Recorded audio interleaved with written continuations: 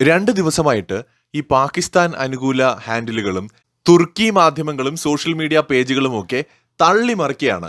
നാളെ Iran Saudi Arabia ആക്രമിക്കുകയോ India പാകിസ്ഥാനെ ആക്രമിക്കുകയോ ചെയ്താൽ നാറ്റോ സഖ്യത്തിലെ ഏറ്റവും വലിയ രണ്ടാമത്തെ ശക്തിയായ തുർക്കി അവരുടെ രക്ഷയ്ക്കെത്തും എന്നൊക്കെ പറഞ്ഞുകൊണ്ട് അങ്ങ് തള്ളിമറിക്കുകയാണ്. ഒന്നാമത്തെ കാര്യം, ഈ നാറ്റോ സഖ്യത്തിലെ രണ്ടാമത്തെ ശക്തി എന്നൊക്കെ പറയുന്നത് മിലിറ്ററി ഉദ്യോഗസ്ഥരുടെ എണ്ണത്തിന്റെ കാര്യം വെച്ചിട്ടാണ് കേട്ടോ. അങ്ങനെ നോക്കിക്കഴിഞ്ഞാൽ ഉത്തര കൊറിയൻ ഭരണാധികാരി കിം ജോങ് ഉൻ പറയും ഉത്തര കൊറിയയാണ് ഏറ്റവും വലിയ ശക്തി എന്ന്. കാരണം ഉത്തര കൊറിയയിൽ ഒട്ടുമിക്ക ആളുകളും സൈനിക സേവനം ചെയ്യേണ്ട ഒരു സാഹചര്യമുണ്ട്. ഇപ്പൊ കിം ജോങ് ഉൻ പറയുകയാണെങ്കിൽ രാജ്യത്തെ മുഴുവൻ ആളുകളും പട്ടാളത്തിൽ ചേരേണ്ടി വരും. അതാണ് അവിടുത്തെ ഒരു അവസ്ഥ. അപ്പൊ അതുകൊണ്ട് ഈ ആളെണ്ണം നോക്കിക്കൊണ്ട് മാത്രം നമുക്കൊരു രാജ്യത്തിന്റെ സൈനിക ശക്തി ഒന്നും വിലയിരുത്താൻ പറ്റില്ല. നാറ്റോയിൽ അമേരിക്ക കഴിഞ്ഞാൽ ഏറ്റവും വലിയ ശക്തി എന്ന് പറയുന്നത് ഫ്രാൻസ് ആണ്. യൂറോപ്പിൽ നിലവിലെ ഏറ്റവും വലിയ ശക്തിയും ശരിക്കും ഫ്രാൻസ് തന്നെയാണ്. അത് ആണവായുധങ്ങളുടെ എണ്ണം കൊണ്ടാണെങ്കിലും ഭൂഖണ്ഡാന്തര ബാലിസ്റ്റിക് മിസൈൽ ഉള്ള ഒരു രാജ്യം എന്ന നിലയിലാണെങ്കിലും അതുപോലെ തന്നെ സബ്മറൈൻസ് നിർമ്മിക്കാനുള്ള ടെക്നോളജി, അതുപോലെ തന്നെ എയർക്രാഫ്റ്റ് കാരിയറുകൾ നിർമ്മിക്കാനുള്ള ടെക്നോളജി, അതുപോലെ തന്നെ യുദ്ധവിമാനങ്ങൾ നിർമ്മിക്കാനുള്ള ടെക്നോളജി, എഞ്ചിൻ നിർമ്മിക്കാനുള്ള ടെക്നോളജി, അങ്ങനെ എല്ലാ മേഖലയിലും ഫ്രാൻസ് വളരെ മുന്നിൽ നിൽക്കുന്ന ഒരു രാജ്യമാണ്. അപ്പോൾ യൂറോപ്പിൽ ഫ്രാൻസ് എക്കണോമിക്കലി ആണെങ്കിലും വളരെ സ്ട്രോങ് ആണ്. സോ നാറ്റോയിൽ അമേരിക്ക കഴിഞ്ഞാൽ ഫ്രാൻസ് ആണ് ഏറ്റവും പവർഫുൾ. പിന്നെ വേണമെങ്കിൽ നമുക്ക് ബ്രിട്ടനെ പറയാം. തുർക്കിയുടെയൊക്കെ സ്ഥാനം അതിനൊക്കെ ശേഷം വളരെ പുറകിലായിരിക്കും. ഇവിടെ പലരും ഈ തുർക്കിക്ക് സൈന്യത്തിന്റെ എണ്ണം കൂടുതലാണ്, അതുകൊണ്ടാണ് തുർക്കി വലിയ സംഭവമായിട്ടൊക്കെ പറയുന്നത്.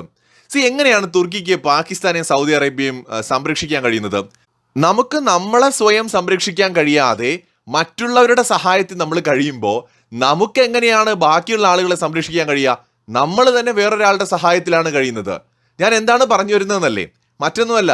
തുർക്കി യഥാർത്ഥത്തിൽ നാറ്റോയുടെയും അമേരിക്കയുടെയും തണലിലും സംരക്ഷണത്തിലുമാണ് കഴിഞ്ഞു പോകുന്നത് എന്ന് എത്ര പേർക്കറിയാം? തുർക്കി എന്ന് പറയുന്ന രാജ്യത്തിന്റെ ഗർഭാശയത്തിൽ അമേരിക്കയുടെ 20 മുതൽ 50 വരെ ആണവ ബോംബുകൾ ഉണ്ട് എന്ന് എത്ര പേർക്കറിയാം? തുർക്കിയിൽ ഏകദേശം 50ഓളം B-61 ന്യൂക്ലിയർ ഗ്രാവിറ്റി ബോംബുകളാണ് അമേരിക്ക വിന്യസിച്ചിട്ടുള്ളത്. ഭാഗ്യക്കേട് കൊണ്ട് തുർക്കി ആഗ്രഹിച്ചാൽ പോലും അവരുടെ ആ ഗർഭം കാണാൻ പറ്റില്ല, ആ ബോംബ് കാണാൻ പറ്റില്ല. കാരണം അത് അമേരിക്കയ്ക്ക് മാത്രം കൺട്രോൾ ചെയ്യാൻ പറ്റുന്ന കാര്യമാണ്. തുർക്കി വലിയ ശക്തിയാണെന്നൊക്കെയാണ് ഇവിടെ പലരും വിചാരിച്ചു വെച്ചിരിക്കുന്നത്. 1700 മുതൽ 2000 വരെ അമേരിക്കൻ സൈനികർ തുർക്കിയിലുണ്ട്. അതിൽ കൂടുതൽ നേരത്തെ ഉണ്ടായിരുന്നു. ഇപ്പൊ 2000ഓളം പേര് അവിടെ ഉണ്ട്. തുർക്കി വലിയ ശക്തിയാണെങ്കിൽ സ്വന്തം രാജ്യത്തെ വേറൊരു രാജ്യത്തിന്, സ്വന്തം മണ്ണ് വേറൊരു രാജ്യത്തിന് സൈനിക വിന്യാസം നടത്താൻ എഴുതി കൊടുത്തിരിക്കുകയാണ്. തുർക്കി വലിയ ശക്തിയാണെങ്കിൽ എന്തിനാണ് നാറ്റോയിൽ കടിച്ചു തൂങ്ങി കിടക്കുന്നത്? സ്വയം പുറത്തു പോകരുതോ? ഞങ്ങൾ വലിയ ശക്തിയാണ്, ഞങ്ങളിപ്പോൾ പാകിസ്ഥാനെയും സൗദിയും വരെ സംരക്ഷിക്കാൻ തക്കവണ്ണം വളർന്നിരിക്കുന്നു, നമുക്കിനി നാറ്റോയുടെ ഒരു സഹായവും സംരക്ഷണവും ഒന്നും ആവശ്യമില്ല, അമേരിക്കയുടെ യാതൊരു തണലും വേണ്ട, ഞങ്ങൾ ഇനി ഒറ്റയ്ക്ക് അങ്ങോട്ട് നേരിട്ടോളാം കാര്യങ്ങളെന്ന് പറഞ്ഞിട്ട് നാറ്റോയിൽ നിന്ന് പുറത്തു പോകരുതോ തുർക്കിക്ക്?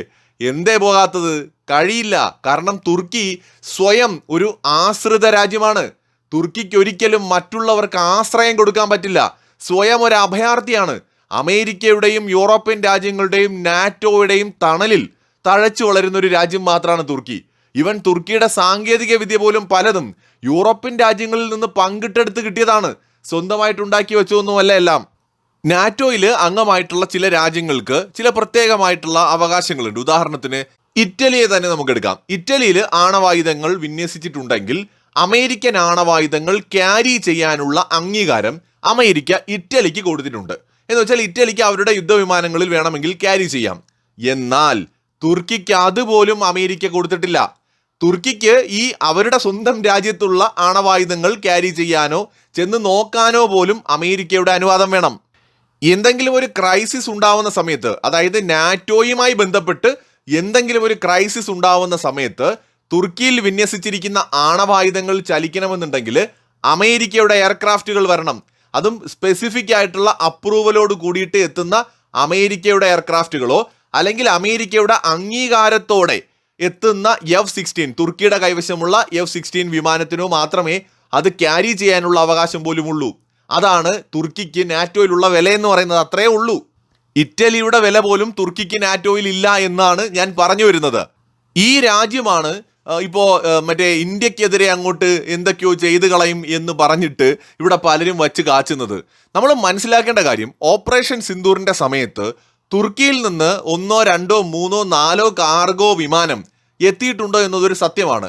നേരത്തെ തന്നെ പാകിസ്ഥാൻ തുർക്കിയിൽ നിന്നും ചൈനയിൽ നിന്നും ആയുധങ്ങൾ വാങ്ങുന്നുണ്ടായിരുന്നു. തുർക്കിയുടെ ഡ്രോണുകളും വാങ്ങുന്നുണ്ടായിരുന്നു. അതിനു പുറമെ ഓപ്പറേഷൻ സിന്ദൂറിന് മുന്നോടിയായിട്ടൊരു കാലതാമസം എടുത്തു ഇന്ത്യയുടെ തിരിച്ചടിക്കായിട്ട്. ഈ സമയത്ത് ഇന്ത്യ തിരിച്ചടിക്കാൻ തയ്യാറാവുന്ന സമയം തന്നെ പാകിസ്ഥാൻ എന്ത് ചെയ്തു? കിട്ടാവുന്നത്ര ആയുധങ്ങളൊക്കെ അവരുടെ സഖ്യരാജ്യങ്ങളിൽ നിന്ന് സോഴ്സ് ചെയ്തു. അക്കൂട്ടത്തിൽ ചൈനയുടെ മാത്രമല്ല തുർക്കിയുടെ ആയുധങ്ങളും വന്നു. തുർക്കിയുടെ മോസ്റ്റ് മോഡേൺ ഡ്രോണുകൾ വരെ തുർക്കി ഒരു വലിയ കാർഗോ വിമാനത്തിൽ കയറ്റി അയച്ചു കൊടുത്തു. ഇതെല്ലാം ഇവിടെ എത്തി. പക്ഷെ ആ കാര്യം ഇന്ത്യയിലെ പലരും ചൂണ്ടിക്കാണിച്ചപ്പോൾ അത് തുറന്ന് സമ്മതിക്കാൻ പോലും ധൈര്യമുണ്ടായിരുന്നില്ല അന്ന് തുർക്കിക്ക്.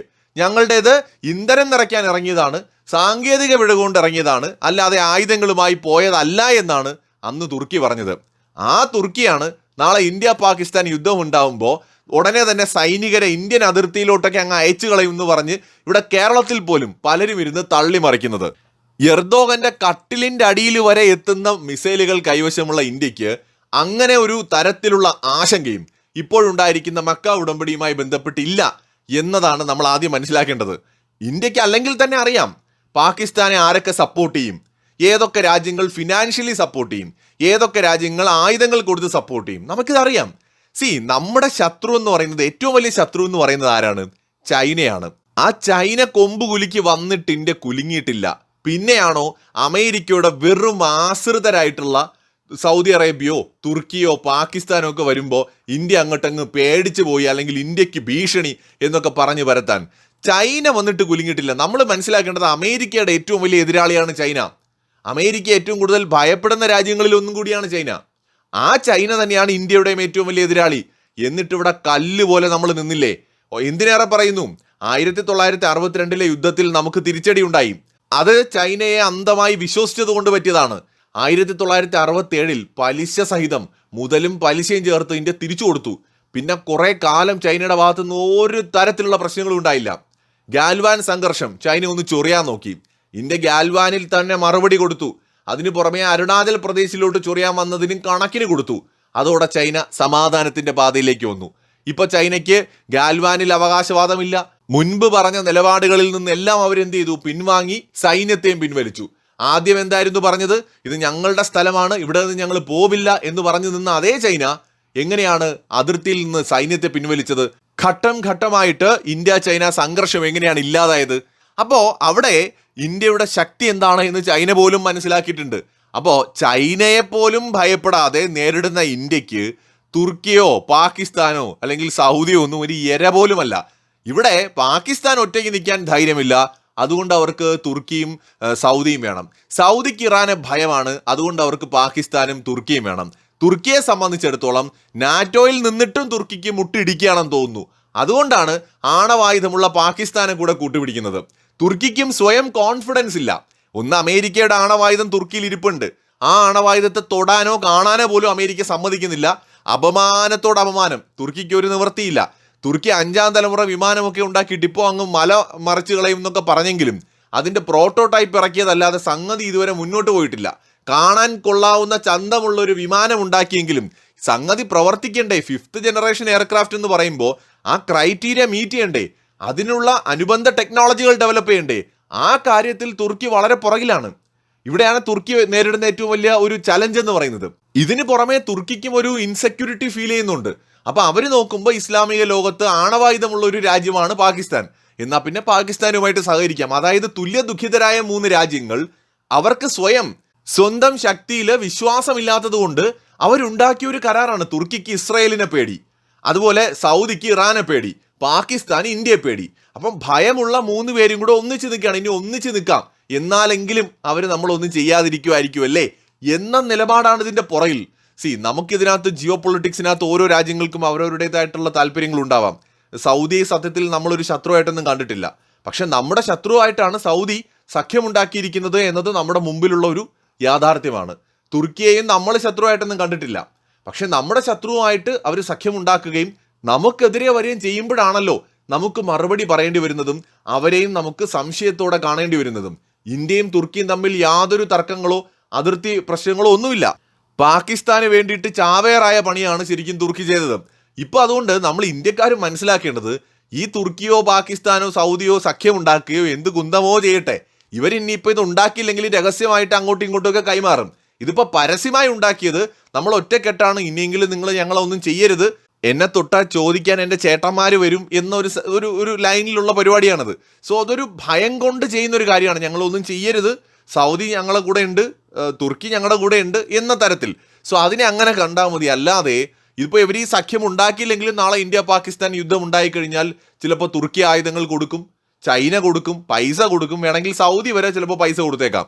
സോ ഇതൊക്കെ നടക്കുമെന്ന് നമുക്കറിയാം, മുൻപ് നടന്നിട്ടുള്ള കാര്യമാണ്. ഇതിനകത്തൊന്നും വലിയ പുതുമയൊന്നുമില്ല. ഇതിപ്പോൾ ഔദ്യോഗികമായിട്ട് അവരുടെ നിലനിൽപ്പിന് വേണ്ടി അവരൊരു സഖ്യം അങ്ങ് ഉണ്ടാക്കി എന്നുള്ളതല്ലാതെ തുർക്കി ഒന്നും നമുക്കൊരു എര പോലും അല്ല. നമ്മളെ സംബന്ധിച്ചിടത്തോളം ഒരു എര പോലും അല്ല തുർക്കി ആണെങ്കിലും പാകിസ്ഥാൻ ആണെങ്കിലും സൗദി ആണെങ്കിലും. കാരണം നമ്മൾ ഏറ്റവും കൂടുതൽ ഏറ്റുമുട്ടലുകൾ നേരിടുന്നതും ഒക്കെ ചൈനയുമായിട്ടാണ്.